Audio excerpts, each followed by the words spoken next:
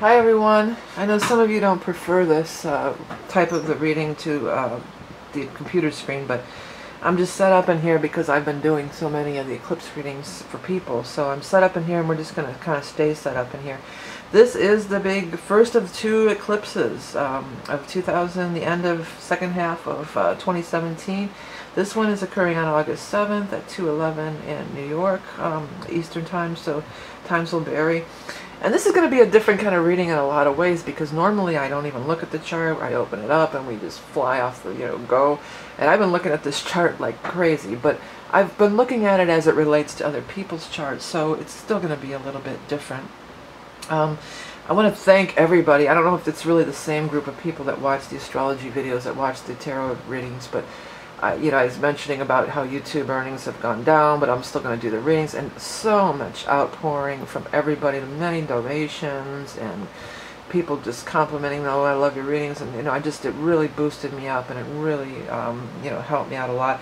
And I'm still offering those eclipse readings, and people are, a lot of people ordered those too, so thank you so much. And let's look at the chart.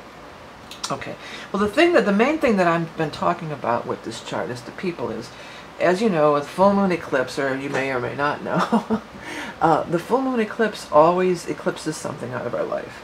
It comes up, it makes it big, it brings it to fruition, and then it's released, and then it's let go of. And in this case, it's going to be beneficial to everybody, because this full moon eclipse is trining this Jupiter. So there will be blessings. Well, there always is. It's always, it's always, better afterwards. You can always go back and look at hindsight and say, hindsight's 20/20, and oh yeah, I am way better off with that, without that situation, without that, whatever it was that was, because sometimes it'll be taken away. It's not always released so easily. Sometimes it can be taken away, and it is making that aspect with Pluto. So sometimes when Pluto stuff shows up, it's kind of like, it's taken away, screaming and kicking kind of deal, but it's always best to let it go. Another thing that has come to me from doing all these readings for people is, I feel because it's Aquarius and it's such a mental thing. It's an air sign, it's mental. I mean, Gemini is the mental sign, you could say, but all the air signs are mental, they're lighter. It may not be an actual physical, tangible thing. It could be an idea or a view that you have about a situation. And the release, because Jupiter's involved, should be lightening. It should lighten your load. It should make you lighter with the Aquarian energy. And it will be a blessing for everyone concerned. But it's like Pluto says, hey, we can do this the easy way, or we can do this the hard way. You've got to discern about that. On the other end of it, at this time, so the new moon is coming up with the node, that'll be coming up with the new moon. But Mars, at the time of this eclipse too, Mars is there too. So Mars is kind of in opposition to it, but it's with the sun. So, Mars again is that energy, Mars opposition would be that energy of fighting it, resisting it, maybe trying to, not wanting to let it go. And it's futile. Resistance is futile. You've got to let it go. Since I did these charts, I've looked up the last time we had this nodal thing going on, which these nodal transits would have been, and the eclipses would have been in the Leo Aquarius axis. And those dates were in 1998, most recently in 1998 and 1999. And then before that, I went 1979 and 1980. And it was before that too, but that's as far back as I went to. That's the majority of the people I read for. That's when they would have been, they weren't adults before that time. It would have been somewhere probably right around 1960 or something like that. I'm not even sure. But anyways, for everybody, it's beneficial to think back, because these eclipse cycles, these nodal cycles, Saturn, all these things it's a wheel. It's cyclical. Astrology is cyclical. Okay, so what started out in 1998, 1999, particularly, specifically, more so than this other one? What did you implement? What was in place at that time? Now may be a time that we're going to release that. It is a time that we're going to. It has come. It's traveled the wheel, and it's come full circle. So you're starting, everyone starts a new cycle, and how it starts a new cycle in your chart, that's why you can benefit from getting, specifically in your chart, that's how you could benefit from offering those eclipse readings. I'm going to keep them up till the end of the month, because this is, the other thing about this, the second eclipse, is it can be very long lasting, this August eclipse. Well, all eclipses are. They last, you know, well, your normal one only lasts 30 days, new moon, full moon, lunar, solar eclipse, and so on. This will last 6 months to a year anyway, you know, the energy of this eclipse. But there's other things happening in the second one. We'll look at in the next chart reading, that it could be really long lasting. We're talking years, okay? So there's these cycles going on, and when this happens, this isn't it's an ending of a cycle. It's a cycle that's come full circle. So you're starting a new cycle. You have to examine, well, look back to if you're old enough, look back to 98 to 99. What did I set in motion at that time? How has it served me? How has it not served me? You know, with Aquarius, it could be how has it served others? How has it served humanity? Because that's the nature of the Aquarian energy. It's the brotherhood of man, you know. What's that song, Brotherhood of Man? There's a song with the lyrics in it. Let me just pop over there real quick. I won't spend a ton of time on it, I promise. That's the one we want, and we want to go to the Chrome. I already have it. I was looking up some other lyric before, Brotherhood of Man. But that, I think that would kind of sum up the, that's not the name of the song, but that's in some kind of lyrics. Is that Motorhead? Oh, Motorhead has an actual song. Let me just see. That's not. it wasn't a Motorhead song that I was thinking of. Oh, there's a whole bunch of them. Okay, so I'm not going to find the one. The one that I'm thinking of, that's just part of the lyric in the song. It's not the title. Okay, well, if you're interested, you might want to look up the Brotherhood of Man. If you find something interesting in that applies, definitely leave it in the comments if anybody wants to get ambitious and look into that. But that's kind of the vibe of the Brotherhood of Man. That would be the vibe of the Aquarian moon. How has it served us as a whole, as a community? The 11th house, Aquarius, this is the whole, the community. And how has it served you personally? It's funny, I'm trying to say personally, and purposely has come out, but purposely is relevant too, because once you're aware of these things, once you're not just giving your power away, oh, everything's out of my control, I have, you know, I don't know. Once you purposely start creating and realizing that these cycles are happening, and these, especially the next one, this one is more of a release, but the next one is really, you know, the manifestation. How have you, you want to get in the zone of creating, purposely creating, okay? And then Leo, next one will be the 5th house of Leo, which is creating your life anyway. There's still a lot of 5th house action there, Mars and Sun. What I want, Mars and Sun and Leo is like, this is what I want, dude. And it's like, well, how does that come into play with what is good for the whole, what is good for everybody, what's good for mankind, your group? Maybe not mankind at large, but you know, your family even, it could be. Okay, I want to look at some of the other aspects. That Jupiter trine the thing is the biggie there. And we're still having the Pluto square Jupiter too. So again, you know, that can be, you can do it the easy way, you can do it the hard way, but you're going to change. Pluto says you're going to change, whether you like it or not. Excuse me, I just got to eat a drink of water. Okay. Okay, yeah, so Pluto's changing. Sun's trying the node, Saturn's trying the node. We're going to get into Saturn trine a lot the next time, and Uranus is trying the node. That's really for the next reading, for the Leo new moon reading. But yeah, that's why the Saturn involvement in both of these, it's not exactly on the eclipse, but it's with that node. You know, this Saturn is what's going to make it potentially very long-lasting. Potentially a Saturn cycle. It could be 7 years, 14, 21, 28. Cycles of 7. So we're talking this is far-reaching, okay? It's far-reaching in the future when we get to the new moon on the 21st, but this full moon is far-reaching all the way back, maybe even to 1998, 1999. it's important. I feel it's important to mention that and to look into it. Let's see what else is going on. Those are the big things that I've been talking about as it relates to people's charts and the eclipse readings. Well, also I didn't really notice this because it's a fleeting thing, but Venus is trine Ceres at that time in the sign of Cancer, and it's opposing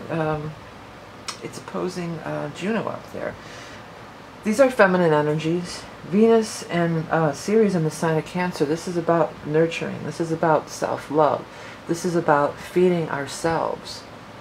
And before we can go out and feed the world, you know, with the Aquarian nature, before we can go out and help everybody and the Brotherhood of Man and all that stuff, we do have to take care of ourselves. We do have to take care of business at home.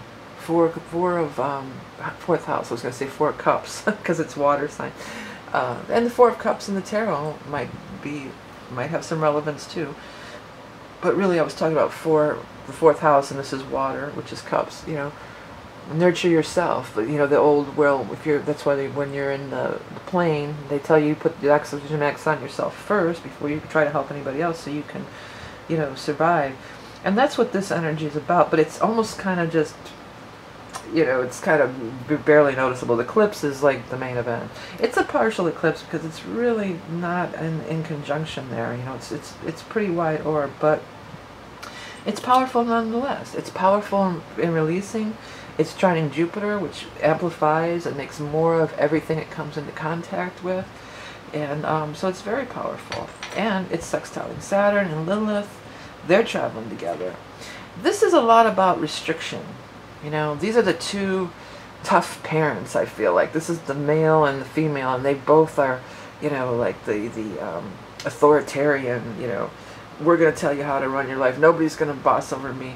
You know, it's very, not in the sign of Sagittarius necessarily, but the vibration of Saturn and the vibration of Lilith, as opposed to the Aquarian nature, is very different. You know, Saturn and Lilith are both very strong and fierce, and I'm dominant. I want to run the show. I want to control things. And Aquarius is like, live and let live. Brotherhood of Man. I think we need to look at that Metallica. Was it Motorhead? I think we need to look at that, because I just keep seeing that. I think that was what I was meant to look up anyway. So let's just give it a look. Brotherhood of Man. There could be something in there. I want to see what it is. Yeah, Brotherhood of Man lyrics. I don't think I'm familiar with that song. I like metal. You know, I came up in the 80s. I know a lot of metal musicians and stuff, but honestly, the real heavy stuff like Lemmy and Motorhead, I'm not that into. You know, Motorhead lyrics, Brotherhood of Man. Let's check it out. Now your time has come, a storm of iron in the sky. Oh, that's interesting. A time of iron in the sky. Because we're having an eclipse in the sky, right? War and murder come again. Ooh, lucky if you die. Ugh. No way to rescue destiny. Scream and curse in vain. You will never be remembered. No one knows your name. Wait, maybe I shouldn't have let this one out. Wow. When the music changes, then all is broken down. Mighty cities laid to ruin, burning to the ground. Wow. Murder has become law. You cannot make a stand. Chaos rules the world, now mortal Brotherhood of Man. You cannot hide the truth from me. I know what's in your heart. Greedy and jealousy each are equal. Greed and jealousy each equal. All your days now dark. Mighty mountains fall in dust. The world falls into hell. Faith in lying prophets. No one will lift the spell. Wow. Monsters rule your world. Are you too scared to understand? Well, yeah, there's something there for sure. You shall be forever judged, and you shall surely hang. Wow. We live in scrape and misery. We die by our own hand, and still we murder our own children, Brotherhood of Man. Blood on all our hands, we cannot hope to wash them clean. History is mystery. Do you know what it means? Slaughter, kill, and fighting, still unmurdered where we stand. Our legacy is lunacy. Well, Brotherhood of Man. There's something there too. We are worse than animals. We hunger for the kill. We put our faith in maniacs that triumph of the will. We kill for money, wealth, and lust, for we should be damned. We are diseased upon the world, brotherhood of man. Wow. Well, that's not what I was expecting. If I had been familiar with that song, I never would have read those lyrics. Because when I was hearing Brotherhood of Man, it might be like a Crosby, Stills, Nash and Young. It's sort of like a hippie, lovey song that I was hearing. If anybody knows what that might be, it was not that kind of vibe. But here's what I'll say: that Aquarius nature is the antithesis of everything that song was talking about. The Aquarius nature is not that at all. It's not greed, lust. It is the brotherhood of man. I know he's sort of being, I guess, ironic, or he's saying it in a not ironic way, but you know what I mean. He's saying the sarcastic way, I guess. He would be saying the brotherhood of man in those lyrics. But well, that was weird that I felt compelled to read that, and it turns out to be this crazy. Wow. Well, I felt compelled to read it. I don't feel that vibe with this chart at all, especially sign trine Jupiter. There was a few key things, though.